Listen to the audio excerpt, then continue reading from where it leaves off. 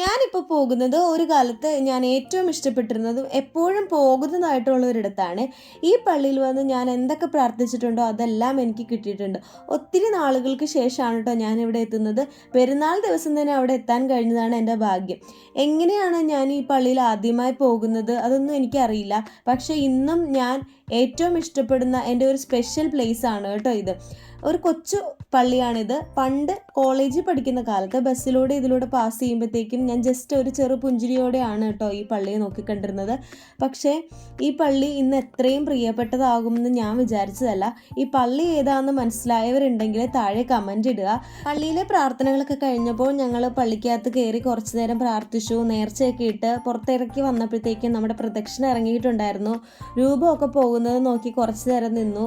അതിനുശേഷം നമ്മൾ വീട്ടിലേക്ക് പോകാനായിട്ട് ഒരുങ്ങുമ്പോൾ ഒരു ബജിക്കട കണ്ടു. അവിടെ കയറി ബജിയും കഴിച്ചു. തിരിച്ച് നമ്മൾ വീട്ടിലേക്ക് പോന്നിട്ടുണ്ടായിരുന്നു കേട്ടോ.